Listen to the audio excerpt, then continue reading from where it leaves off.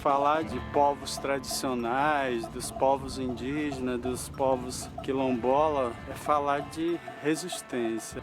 A gente está lutando para que aqui se torne uma reserva extrativista e, mais no futuro, um território pesqueiro, né, titulado como território pesqueiro. Defender os direitos humanos é missão de vida dessas pessoas. Elas lutam pelas mais diferentes causas, seja pela igualdade entre homens e mulheres, pela proteção do meio ambiente, reforma agrária, demarcação de terras ou pela preservação das comunidades tradicionais. Bom, eu me considero feminista desde que eu tinha 8 anos de idade. Já naquela época eu sentia que as mulheres não eram inferiores aos homens, que as mulheres podiam fazer tudo que os homens podiam fazer. A luta de nós é uma luta só, é pela a desigualdade que existe no mundo. Porque eu vejo que nessa luta quilombola, com tantas outras por aí, que os humanos que foram reconhecendo seus direitos se tornaram sujeitos. O Caminhos da Reportagem percorreu Ceará e Sergipe para contar um pouco dessas histórias e vai mostrar que muitas dessas lideranças vivem sob ameaça.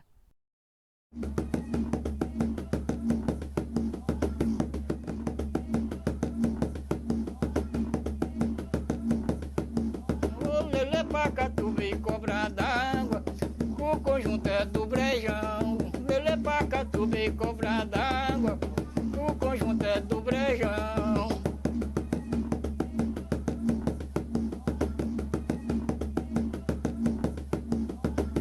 Brejo Grande está a pouco mais de 140 quilômetros de Aracaju, em Sergipe. Com quase 8.000 habitantes, o município fica às margens do rio São Francisco, na divisa com o estado de Alagoas. Apesar de estar em uma das regiões mais bonitas do estado, onde o rio desemboca no mar, Brejo Grande é o município mais pobre de Sergipe, segundo o IBGE.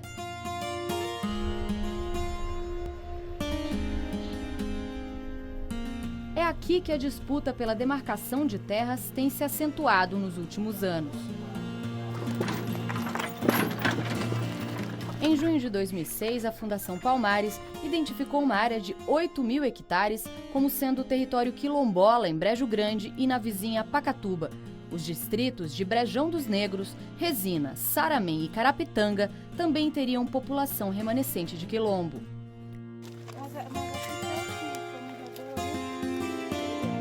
A história da nossa comunidade tem a ver com a escravidão e a gente já sabia que era, mas o tempo todo a gente negava isso. Na história diz que aqui era refúgio dos negros, é o local onde a gente se refugiava. Na comunidade, você sair aí, você vai ver que 90% ou 99%, né, é negro. Como eu estava começando a estudar, eu comecei a pesquisar um pouco, né, de onde eu tinha vindo, qual a minha história. E eu comecei a honrar isso. Eu senti gratificada por vir de um povo que sempre estavam em resistência, sempre estavam lutando por seus direitos. Quilombola, né, é uma autoatribuição, as pessoas se reconhecem como tal, mas isso tudo passa por estudos antropológicos. O INCRA realiza o estudo antropológico que demonstra como é a luta e a dinâmica de utilização daquelas terras por aquela comunidade que se afirma como quilombola. O estudo do INCRA confirmou a delimitação do território quilombola de Brejão dos Negros.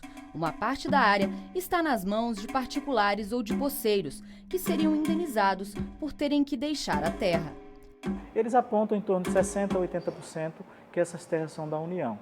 Mas esses estudos ainda não são conclusivos, eles estão em fase ainda de procedimento, de processo. Mas antes do reconhecimento da área quilombola, os conflitos já estavam presentes. Quando o padre Isaías chegou à cidade, no início dos anos 2000, ajudou na luta pela reforma agrária. Quase a metade de Brejo Grande era uma grande propriedade na mão de 3 famílias. Enquanto que a maioria do povo tinha que migrar, morando em choupanas, em casebre de palha de coqueiro, casa de barro. A alternativa para o povo, os pobres, era ou pescar nas várzeas, no mar, no rio, ou cair fora. Fizemos reuniões em cada comunidade, à luz do dia, com atas registradas. E entre as reivindicações, falou-se em casas para os pobres, falamos em... O próprio povo mesmo indicou a questão quilombola. E aí, até hoje, estamos trabalhando nessa pauta. Então os enfrentamentos foram pesados. Então dentro dessas denúncias, queimaram até a casa paroquial. No dia 25 de julho de 2005, me parece. Teve um episódio que o senhor quase foi linchado durante uma missa? Houve.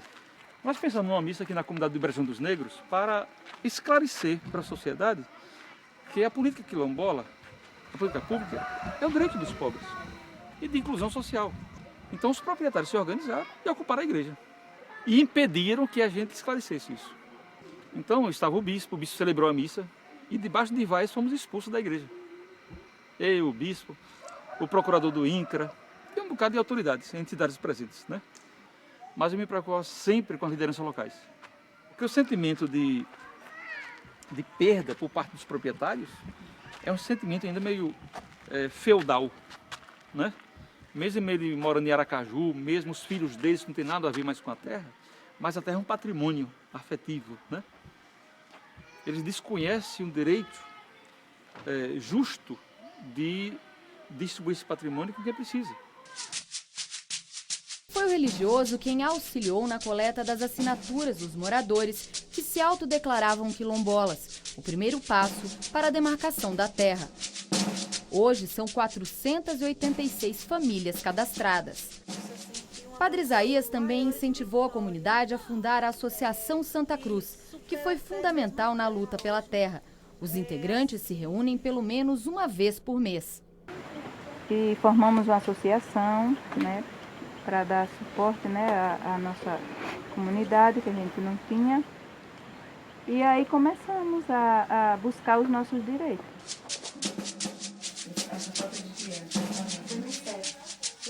A demarcação da terra quilombola dividiu os moradores.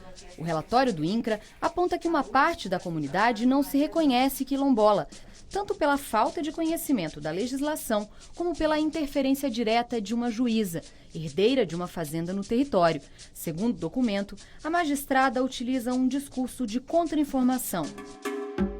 Então a gente vê uma juíza chegar numa sessão dessa e dizer o que ela disse, que aqui se fosse quilombo as pessoas ia voltar a ser escravo, né? É um retrocesso, né? Vocês estão voltando, né, para o passado, vai ter um tronco, que ela disse com a boca dela e outras pessoas que estavam lá podem dizer isso.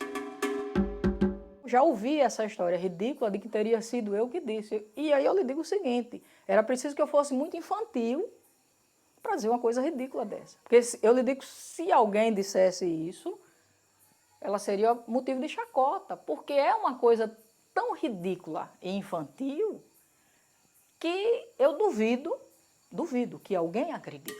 Os proprietários de terra, para eles, o alvo principal é atacar essa qualidade, o ser quilombola, porque no momento em que eles tentam desconstituir a qualidade de quilombola dessas comunidades, elas passariam a não ter direito àquelas terras.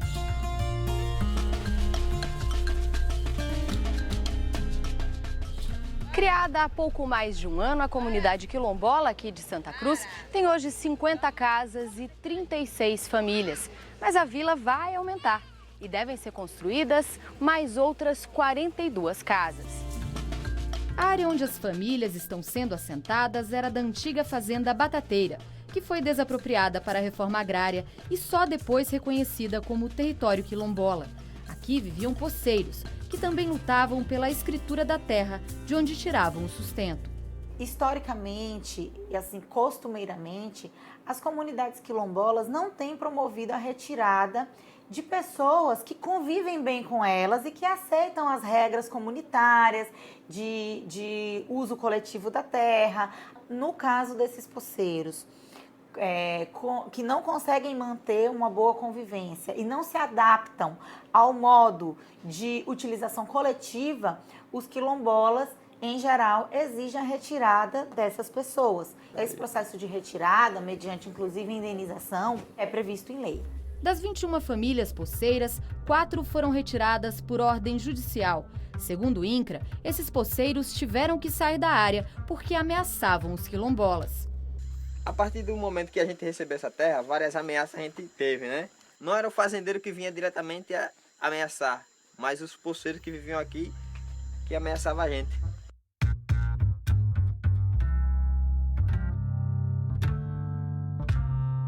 família de Elisângela vivia da produção de mel e da venda de cocos colhidos na fazenda.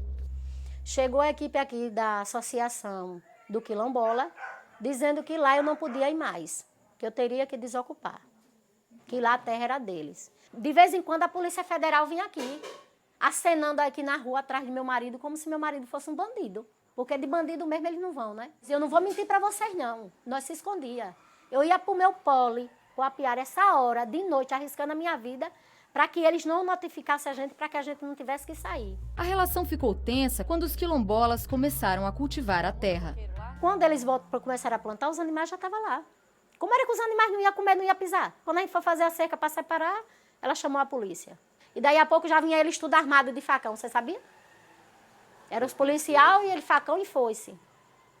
E nós cá ficamos tudo numa boa, tanto que todo mundo está aqui. A gente quer a terra para a gente produzir em paz, e não a gente está aqui brigando. A gente plantar e ele ir lá e arrancar. A gente plantar e ir lá cortar a cerca da nossa plantação. A gente plantava, o animal no outro dia estava lá dentro. Vamos conversar, vamos tirar seu animal daqui.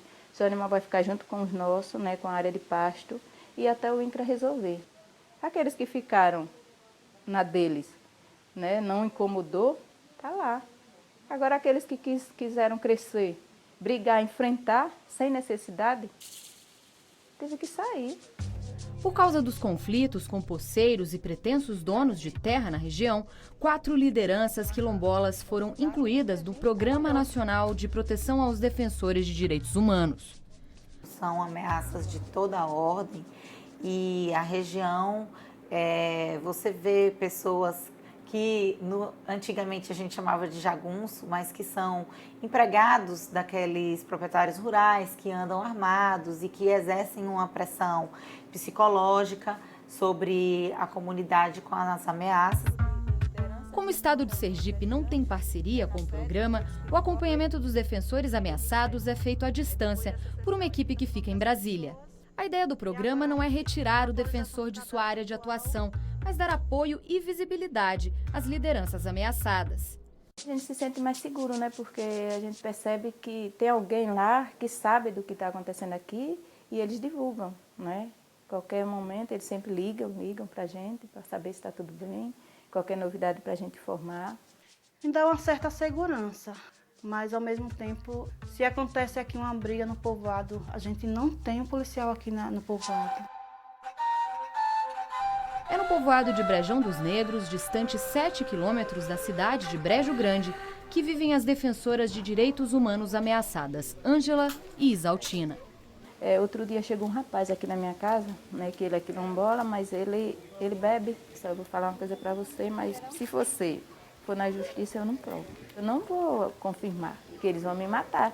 Né? Eles disseram que vai lhe matar, e disse as pessoas que eram, né, que falaram para ele, disse que já tinha passado da hora de você viajar, de você fazer aquela viagem para não voltar mais. Eles diziam isso na comunidade, que vai matar uma liderança, que é para que os demais se afastem, tenham medo de continuar. E já teve vezes de eu na feira, né, eu ver pessoas me olhando estranho e aí eu me assustar. Às vezes a gente vai ver alguém que vem atrás e a gente não sabe quem é e fica com medo. Quando a gente tinha que sair à noite, né, a gente via as pessoas rodeando a gente, carros e motos rodeando a gente, né? E chegou um momento que eu fiquei assombrada assim, eu não podia nem ver aquelas pessoas assim do contra, porque eu já pensava, meu Deus, já acho que já vai ser agora. Eu cheguei a ter uma depressão, eu não conseguia nem sair de casa nem pelo dia. E eu tinha muito medo porque meu marido também, ele estava à frente comigo e eu ficava com ele assim, somos nós dois. Nós não vamos ter chance de sobreviver. Como é que a gente vai criar esses meninos? Eu tenho um filho de 11 anos hoje, ele tinha 9 na época. Eu senti que ele ficou com muito medo, mas eu tinha que deixar eles a par da situação, porque eu poderia sair e não voltar. O Então a gente se preserva assim dentro da comunidade, a gente se soma, às vezes tem alguma coisa para fazer, a gente faz, porque a gente também não pode deixar que o medo tome conta da gente, né? Nunca faz as mesmas coisas. Mas a gente nunca deixou, não, de participar, até porque se a gente retornasse, se a gente recuasse, talvez essa luta não continuasse. Algumas vitórias fazem com que as lideranças da comunidade tenham forças para seguir. A gente queria o melhor para nós, assim como está sendo, assim como várias pessoas estão vendo que realmente é.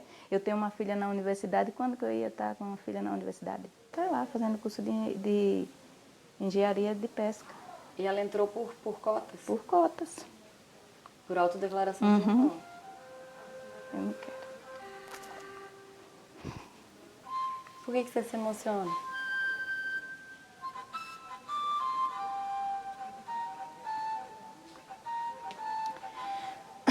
É difícil para mim falar, porque eu me emociono porque a gente está numa luta coletiva para o bem de todos e a gente é tratado como marginais. E no próximo bloco, a história da comunidade de Resina, também em Brejo Grande. E ainda a luta de João do Cumbe, no Ceará.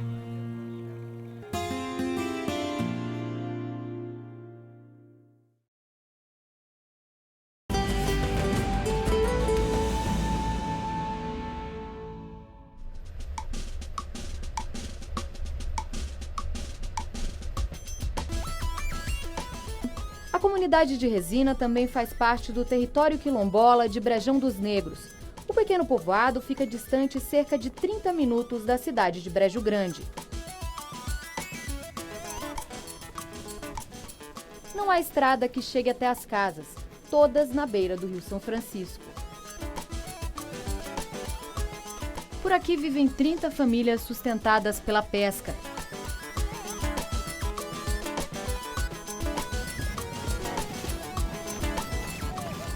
Parte da comunidade de Resina, com 103 hectares, já foi determinada como quilombola pela Justiça, mas os fazendeiros que se dizem donos da terra contestam a decisão. A sua casa é qual? Aquela ali. A branquinha? Essa do cantinho. Iraneide criou os 8 filhos nesse pedaço de chão. Depois do movimento, a gente pôde mais rebocar ela, que antes a gente não podia fazer de palha, não. Hoje tem energia por causa da luta, né? Foi difícil chegar a energia aqui? Foi. Nós temos para o Ministério Público para pedir, para dar alguma ordem, que é para a moda e botar energia. Os empregados, aquele manelão mesmo, chegaram lá e diziam, não é para botar energia, não é para onde? Para dizer, não, aí não vai botar não. Aí eles só desciam de cima, os postos, ameaçava ele mesmo, descia com medo. E aí quando que chegou a energia, enfim? Uns 4 para 5 anos já.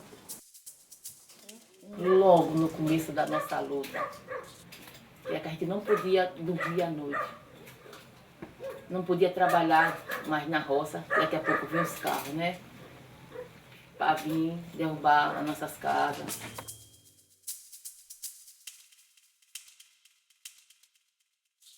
Teve minha casa que veio derrubar, mas não derrubou, porque eu disse se derrubasse, ia derrubar com meus filhinhos de baixo. Tenho medo deles ainda. Eu sou uma mulher, eu não posso andar armada, não posso com nada, minha arma é um facão. Eles nunca deixaram de andar, nem eles trabalhando em fazenda e tudo, eles não vão deixar de andar armado. Você falou que toma cuidado, que se eles estiverem perto, se passa longe. Olha, há 10 anos, eu vou dizer, eu não participei mais de festa nenhuma, depois que eu esse movimento. Quando o INCRA começou a entrar nas fazendas, né, e medir as terras, aí começaram as ameaças. As pessoas ouviam na rua e passavam para a gente. Cuidado, que os fazendeiros também se juntaram aí e a conversa não é boa não para vocês. Quais eram os tipos de recado? Né, que eu tivesse cuidado e saísse da luta para eu não pegar pior. Aí se eu perder a terra, alguém vai perder a vida. E começou a aparecer carros, né? A gente fazia a viagem, o carro seguindo. Aí começamos a perceber que realmente o cara estava seguindo a gente.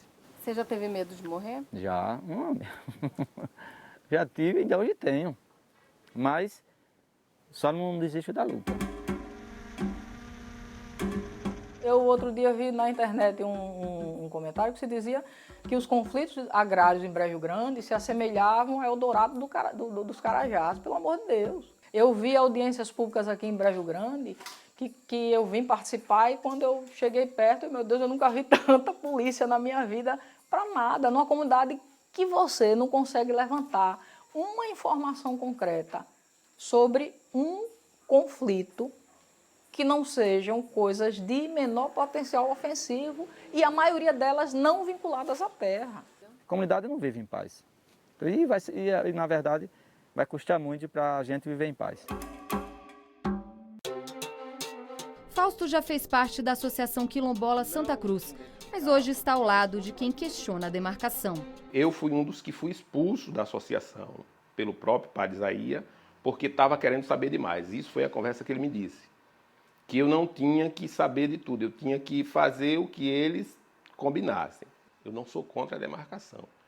O que eu espero é que essa área demarcada ela atenda os anseios daqueles que estão sendo excluídos pela associação. Apesar de se dizer contrário à forma que foi conduzido o processo, Fausto ainda está cadastrado como quilombola. Eu acredito que continue. Eu não tenho acesso à lista do cadastro. Eu acho que, como todo mundo, tinha que ter informação e aí sim o direito de escolha. E não está se tendo o direito de escolha. Isso não é dizendo que eu sou contra o quilombola, não. Eu sou contra a forma em que lideranças agem com pessoas que estão fora da sua jurisdição. Ele é uma das famílias que assina, uma das pessoas que assina a carta pedindo à Fundação Palmares reconhecimento de comunidade quilombola. Mas devido ao andar da carruagem, como ele viu que os fazendeiros estavam ameaçando muito, ele recuou. A juíza Rosivan discorda de todo o processo, principalmente da forma como foi elaborado o relatório técnico de identificação e delimitação do INCRA. O INCRA cadastra 500, elenca na relação 500 e poucas famílias que integram o território quilombola. Aí você chega no processo, tem uma ata da associação dizendo que tem 100 e poucas pessoas da Associação Santa Cruz. 100 e poucas pessoas que não são quilombolas e que a associação, em função disso, as exclui dos quadros. Mas ela é mantida, essas pessoas são mantidas no RTD para compor grupo, para dar a impressão de que, de fato, aqui existe uma comunidade quilombola. Em nota, o INCRA diz que suas ações foram baseadas no respeito à lei e à ética aplicada à administração pública e que o cadastro das famílias foi um ato público com ampla divulgação. No texto, o INCRA nega ter cadastrado indevidamente algum morador. De má fé, nunca levaram a equipe técnica para fazer uma reunião com a comunidade do Saramém e dizer, olha, tem um projeto quilombola que é bom, porque vem políticas sociais, porque é autorreconhecimento, porque você vai levantar a sua trajetória. E será que a comunidade do Saramém não tem o direito de opinar se a comunidade onde ela vive deve ou não se auto-atribuir quilombola? No texto, o INCRA ressalta que não é competência da autarquia realizar seminários de conscientização, mas que, se for solicitado, pode promover atividades para explicar o programa Brasil Quilombola, do qual o INCRA é gestor. A juíza apresentou 28 contestações ao relatório na Justiça. Como eu tenho imóvel inserido no território, a minha casa não está, mas o meu latifúndio de 4 módulos mínimos rurais, ele está inserido. E eu sou parte, sim. Eu fui notificada, eu estou contestando, eu vou à justiça. Normalmente, quando a gente começa a fazer um relatório técnico para identificar um território, sempre você vai encontrar partes antagônicas defendendo os direitos, os mesmos direitos, a terra. Então, de um lado, sempre você vai encontrar uma comunidade pobre, negra, desassistida, e de outro lado, os grandes proprietários. E normalmente, quando eles contestam sempre que aquele trabalho feito pelo INCRA é um trabalho que não é legal. Esse território ainda não está definido por conta exatamente desses proprietários liderados por essa juíza, né? Mas a minha esperança é que ainda esse ano, né, nós possamos celebrar o decreto daquela comunidade, né? O mais tardar no próximo ano. Eu maior sonho é de nós ver que nossos antepassados, as pessoas que trabalharam tanto, que formaram os filhos dessas pessoas para doutor, que formaram para advogado, para juiz, né? E que trabalharam tanto que nem tinha direito de comer, hoje os netos, né? Os filhos, a família colhe os que eles plantaram. Eu não passei nem aquilo que eles passaram, porque a justiça antes não era no lado desse povo. E hoje nós temos uma justiça no nosso lado e veja quanto é doloroso para a gente, né?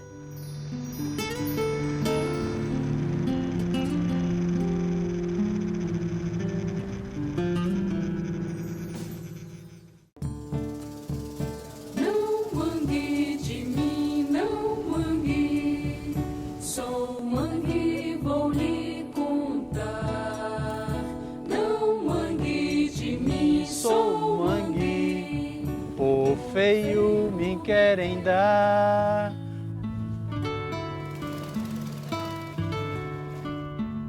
Em dezembro de 2014, a comunidade do Cumbe recebeu a certificação da Fundação Palmares como quilombola. Agora espera pelo laudo antropológico do INCRA. Cumbe é uma palavra de origem africana que significa quilombo.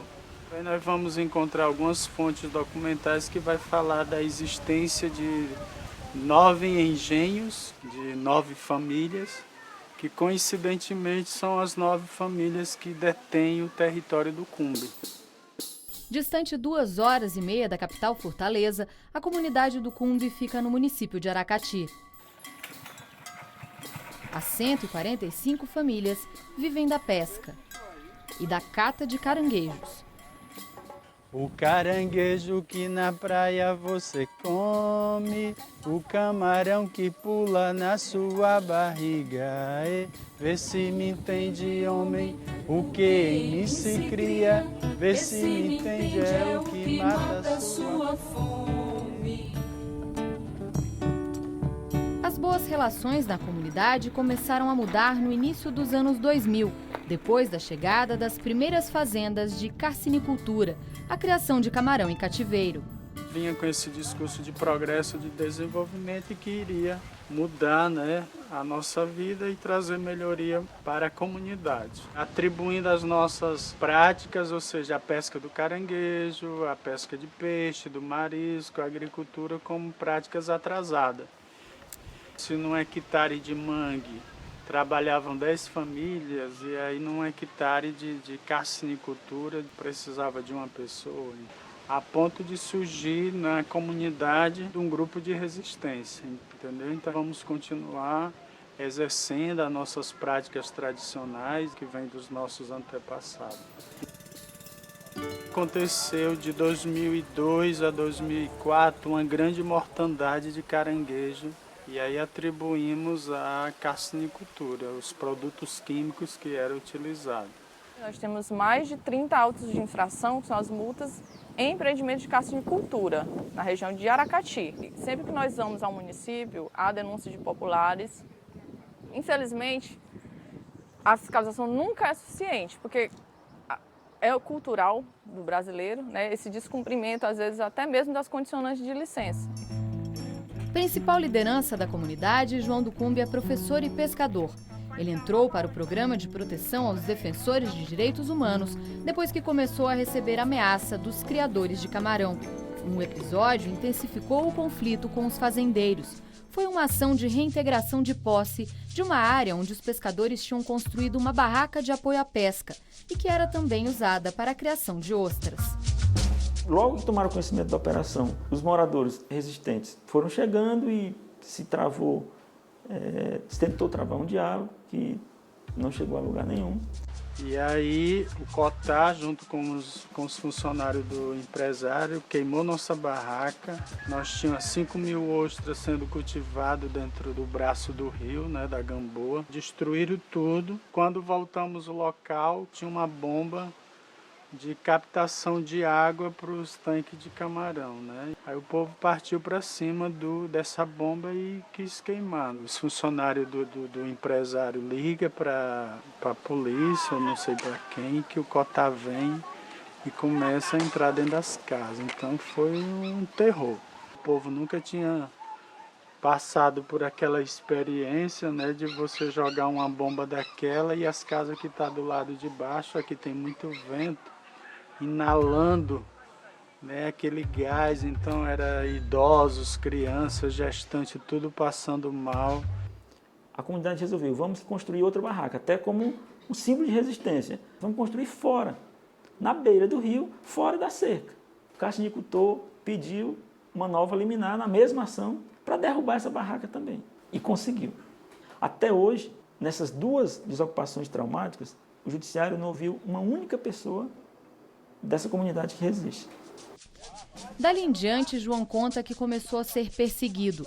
Por causa disso, teve problemas de saúde e se afastou da sala de aula, mas nunca deixou de denunciar abusos das empresas que atuavam na comunidade. E recebia muita ameaça que iam me pegar na estrada, entendeu? Iam me bater e fazer um monte de coisa. E eu via que era para me intimidar. Eu não vou dizer que eu não tinha medo não, que eu tenho medo. E eu dizia às pessoas, se me acontecer alguma coisa, foi fulano de tal que me ameaçou. Mas verbalmente, 2 empresários chegam, mostram um punhado de bala e diz que aquilo era para quem atravessava o caminho dele, e o outro, se eu não tinha medo de levar um tiro e amanhecer com a boca cheia de formiga, né? E eu fiquei apavorado com isso. Minha família, minha mãe, sofreu muito com isso, as pessoas mais próximas. João, para com isso, tu já tem teu emprego, tu já tem teu ganho, por que é que tu vai se meter com essas questões? Mas isso não me contentava, né? A chegada de um grande empreendimento mudou mais uma vez a rotina dos moradores do Cumbe. Em 2008, começaram a ser instaladas as turbinas de energia eólica nas dunas da comunidade. Hoje são 67. Eu lembro que eu perguntei como era que ia ficar o nosso acesso ao território, a praia, as dunas, as lagoas, os sítios arqueológicos e tal. Eles disseram que não ia ter problema nenhum. E que ia precisar de muita mão de obra para trabalhar. Mas logo a comunidade sentiu que as coisas eram diferentes. Piores trabalhos que foram cedidos para a comunidade, aqueles trabalhos escravos mesmo, que tinha que trabalhar no sol a sol. E depois que estava tudo pronto, precisava de técnicos. E aqui ninguém tinha ninguém preparado para trabalhar, tanto na subestação como na manutenção do parque de energia eólica. E aí e muita gente de fora. Então uma comunidade que tem 700 pessoas, e aí você se deparar ter 1.500 pessoas de fora, daí você imagina a prostituição.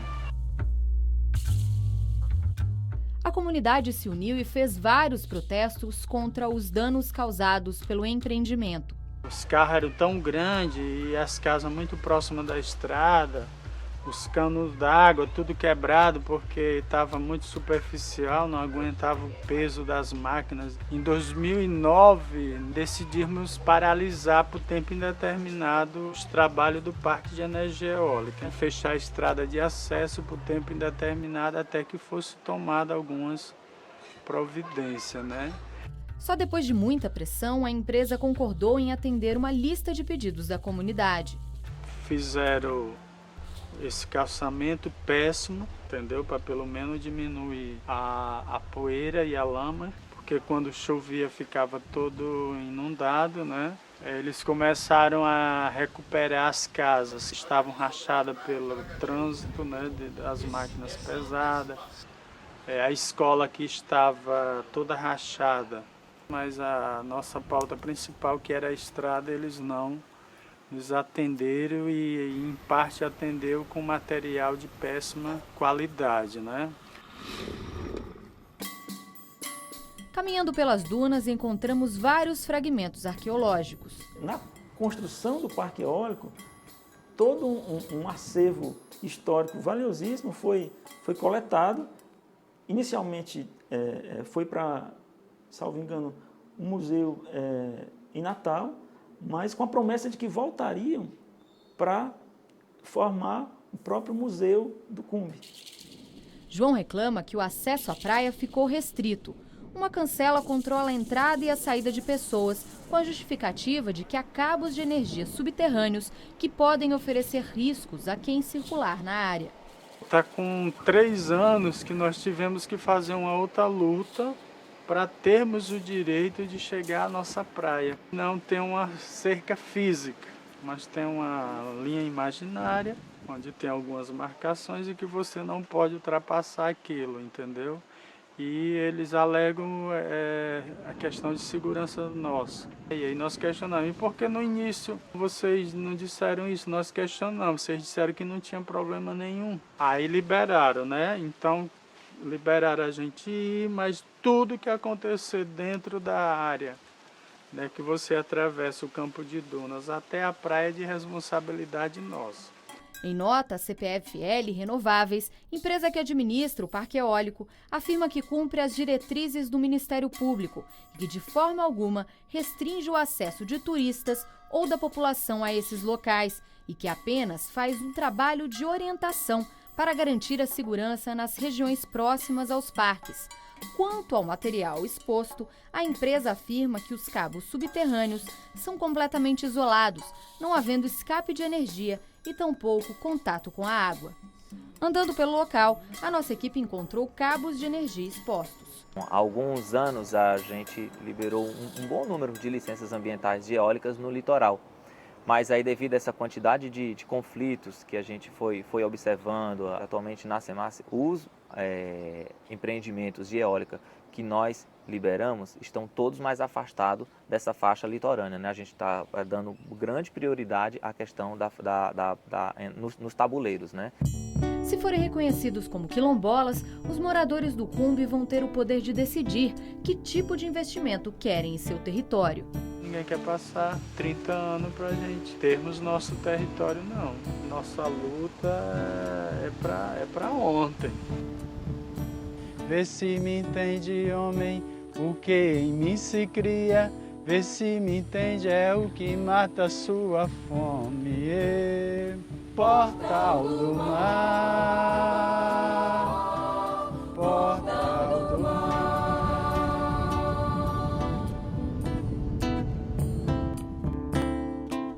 No outro extremo do estado do Ceará, a comunidade de Tatajuba se organiza contra a chegada de um grande empreendimento. E na capital Fortaleza, as ameaças contra o deputado Renato Roseno e a blogueira Lola.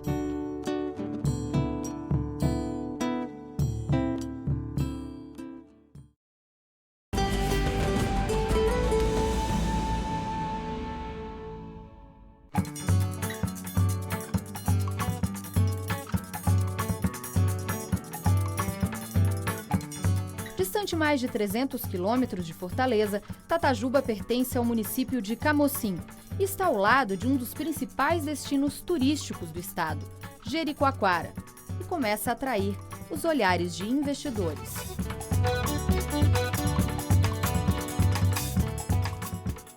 O turismo adora isso, chegar de primeira mão, apresentar o inédito. Isso é que torna o empreendimento ou o objeto da curiosidade do turista, novidade e mercadoria cara. Então, o que nós temos ali nas proximidades de Jericoacoara? As praias totalmente virgens do Camocim. É o caso de Tatajuba, colônia de pescadores, das mulheres rendeiras, uma área totalmente natural.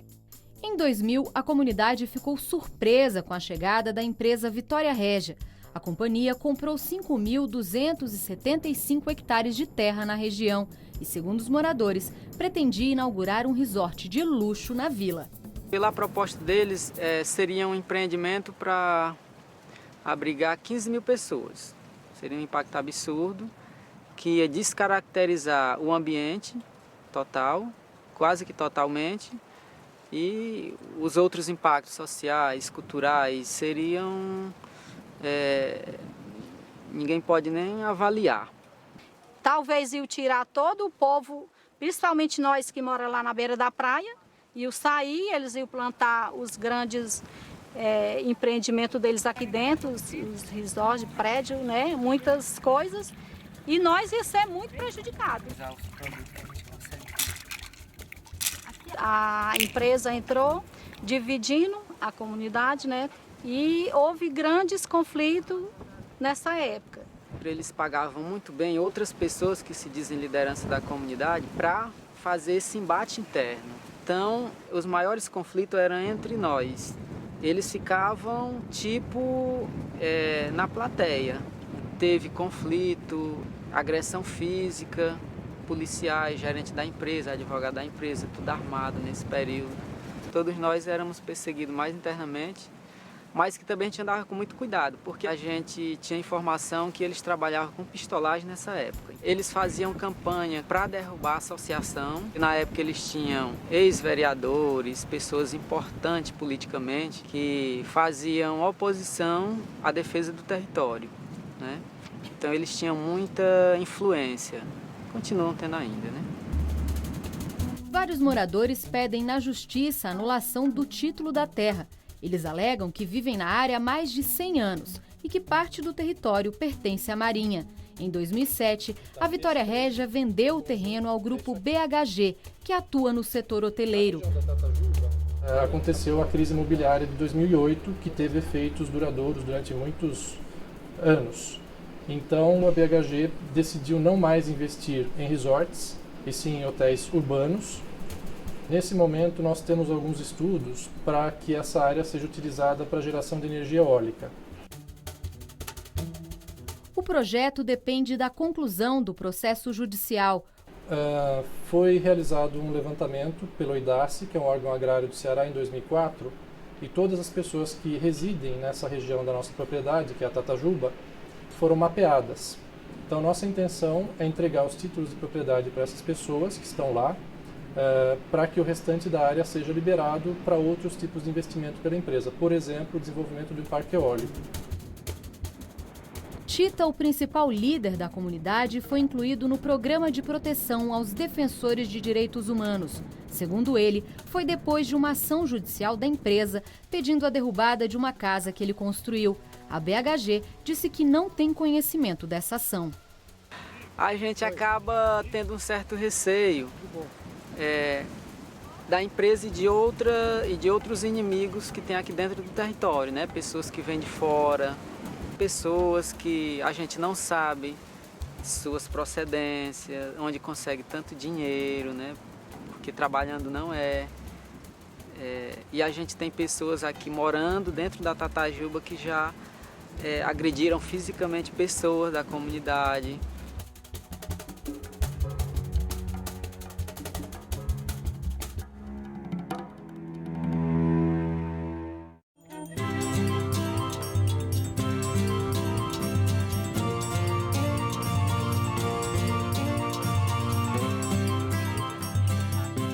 Forma de resistir aos grandes empreendimentos, a comunidade aqui de Tatajuba participou da criação, em 2007, da Rede Tucum, um turismo comunitário e mais sustentável.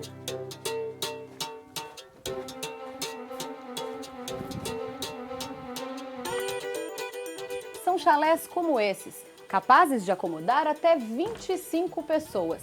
E o grande diferencial está justamente nessa relação direta com a população local.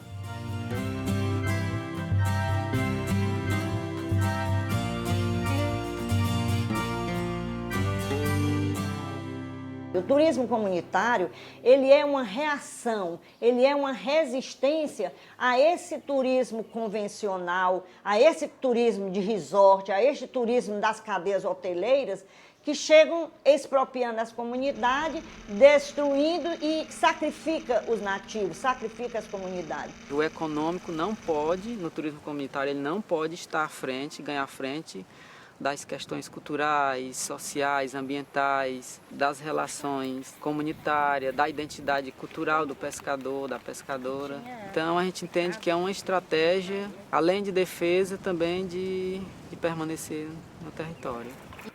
E a gente espera que a especulação imobiliária ela deixe de existir aqui dentro, a pesca predatória também, e que a gente possa garantir esse território para as futuras gerações, com tranquilidade, valorizando a nossa identidade, né?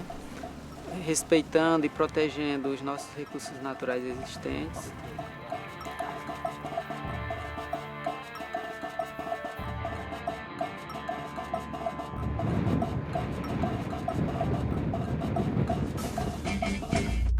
Este ano, até agosto, 33 defensores de direitos humanos foram assassinados no Brasil. Os dados são da ONG Justiça Global, que denunciou as mortes para as Nações Unidas. A maior parte deles relacionadas aos conflitos de terra e território, né? Ou também no enfrentamento aos grandes projetos, megaprojetos de infraestrutura. É uma situação extremamente dramática que a gente vive, né? Esse acirramento da violência. Outra questão muito grave que a gente enfrenta é a criminalização. Então, a gente tem hoje um arcabouço penal muito forte que vem sendo aplicado contra defensores e movimentos sociais. Nas cidades, os defensores de direitos humanos também enfrentam ameaças e campanhas de difamação. Eu queria aqui, mais uma vez, a enésima vez, cobrar a responsabilidade do governador do estado. Em Fortaleza, o deputado estadual Renato Roseno, do PSOL, tem uma atuação ligada aos jovens da periferia e vem denunciando problemas nas unidades do sistema socioeducativo. Hoje, agora, porque a situação está insuportável. Nos últimos meses, foi alvo de boatos espalhados nas redes sociais. Uma página do Facebook divulgou um vídeo em que a mãe de um soldado morto durante um assalto afirma que o deputado teria prestado assessoria jurídica ao assassino do filho. E eu desejo do fundo do meu coração que você, Renato Roseno, e todos os que fazem parte da Comissão dos Direitos Humanos, todos vocês sintam, se é que vocês têm um filho, como eu tinha, que me foi arrancado. O vídeo foi compartilhado por outras páginas e começaram as ameaças. Então o que aconteceu comigo é o que tem acontecido, não é nenhuma novidade, nada inédito. É você ter parlamentares vinculados à luta de direitos humanos que começam a ser ameaçados em razão de várias denúncias que fazem. Ou ameaçados por questões concretas, né? Ou, no meu caso também, por uma rede de difamações, de ilações, né? Atribuindo a mim defesa de matadores, defesa de assassinos, o que, obviamente, isso não é verdadeiro. Né? Eu já, inclusive, fui muito claro em relação a isso. A nossa luta por direitos humanos, ela compreende, inclusive, também os trabalhadores da segurança pública, civis e militares. O deputado solicitou ao Facebook a identidade de pessoas que o atacaram e que usam nomes fictícios na rede social. Até a veiculação dessa reportagem, a empresa ainda não tinha fornecido os nomes. É óbvio que o nível de vulnerabilidade que eu, como parlamentar, como membro do Poder Legislativo, tenho é muito menor do que uma liderança camponesa, que é uma mulher que teve seu filho assassinado por um grupo de extermínio. Mas o fato de eu dar visibilidade, dar voz, me colocar ao lado dessas vítimas de violações de direitos humanos, em geral perpetradas também por agentes do Estado, das forças de segurança pública, por exemplo, grupos de extermínio, milícias, né? Muitas vezes, né, também me colocam numa situação de ameaça. E há um outro componente, que é o componente midiático. Uma determinada mídia policialesca, ela acaba cimentando na cabeça do grande público, que opõe segurança a direitos humanos. Ao contrário, nós que militamos por direitos humanos, militamos também e, sobretudo, pelo direito à integridade, o direito a uma vida segura, o direito à proteção, o direito ao Estado democrático de direito. A gente ainda tem uma estrutura muito frágil de investigação desse tipo de crime que tem aumentado. Principalmente campanhas de difamação pública de militantes, defensores, movimentos sociais. Acho que a difamação, a desqualificação, ela é um instrumento da criminalização. Você desestrutura os defensores através dessa desqualificação pública, um processo de deslegitimação da luta, né? E a internet, as redes sociais têm sido, de fato, um instrumento muito utilizado. Ainda na capital cearense, a blogueira Lola é ameaçada por defender a igualdade de gênero. Eu sou de Buenos Aires, mas eu vim para o Brasil com 4 anos de idade. Quando eu comecei o meu blog, né, o Escreva Lola Escreva, que foi em janeiro de 2008, enquanto eu estava fazendo o doutorado de sanduíche em Detroit, e não era para ser necessariamente feminista, mas como eu sempre fui feminista, tudo que eu escrevia tinha esse viés. O Escreva Lola Escreva chegou a ter 300 mil acessos por mês, mas se por um lado os textos fizeram sucesso, também despertaram reações de ódio.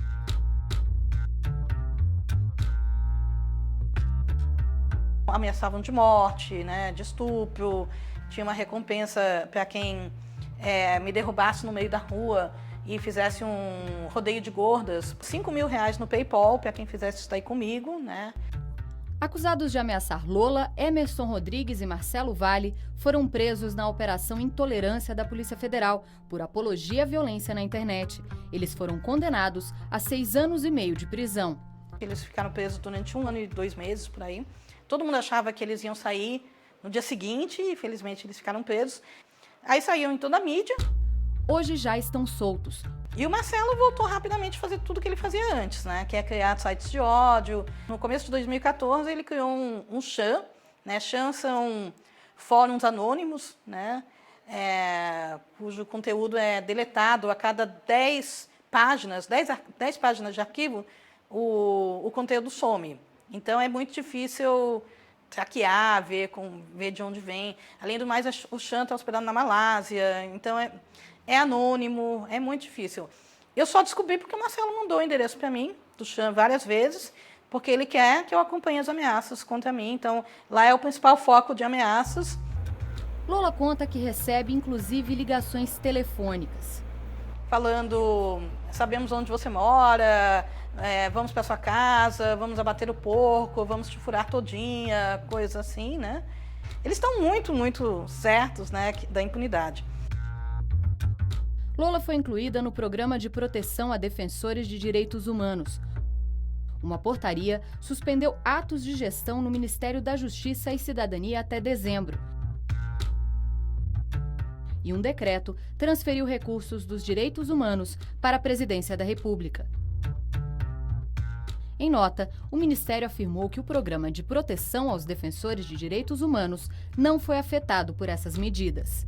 Esse programa, ao longo dos últimos anos e principalmente nos meses mais recentes, sofreu um grande abalo, assim, né? Perdendo estrutura, perdendo potência. Essa precarização, inclusive, colocou em vulnerabilidade os defensores já inseridos. Há um problema aí, há um problema sério frente a uma situação séria de Brasil. Em que sentido? O sea, Brasil, neste momento, está poniendo a la luz una deficiencia en la cual sus defensores, sus periodistas, están asesinados por hacer su trabajo. Entonces hay un problema. Y la respuesta es encontrar, uno, no parar los programas que funcionan y fortalecerlos. 2, mejorar lo que se está haciendo. Porque si no, le estamos dando la carta abierta, carta blanca, para que esta gente siga afectando y atacando la labor de los defensores de derechos humanos, porque saben que no va a pasar nada. Eso es el tema. Hay que condenar los hechos y hay que investigarlos. Y a los responsables, tanto materiales como a los intelectuales, tienen que ser juzgados y sancionados de acuerdo a la regla de un justo juicio. Que ainda existe aquela ideia que direitos humanos é para defender bandido, entendeu? E nós não somos bandidos. O principal violador de direitos e dessa onda de conflito é o próprio Estado quando não cumpre, né, com suas obrigações, com as suas funções. E aí esse mesmo Estado que diz que nos protege é o que está abrindo, né, para a violação de direitos dos povos do campo, indígenas, quilombolas, tradicionais. Então é uma luta permanente de vigília e com muita responsabilidade. Quando a gente fala da situação, né, em especial de lideranças sociais, lideranças populares, que estão lutando por justiça nesse país, que se há uma regra nesse país, é a regra da desigualdade, Nós estamos compreendendo que é um déficit muito grande de democracia. Nós estamos falando de assimetria, de desigualdade de poder.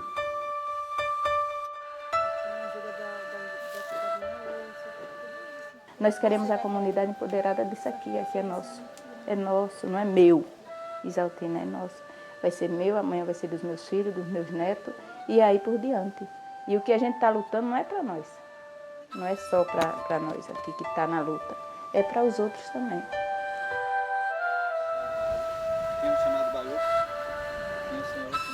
A partir do momento que nós descobrimos, que eu pessoalmente descobri meu direito e o direito dos meus companheiros aqui, eu não tive medo, não. Você pode me matar, mas eu não desisto.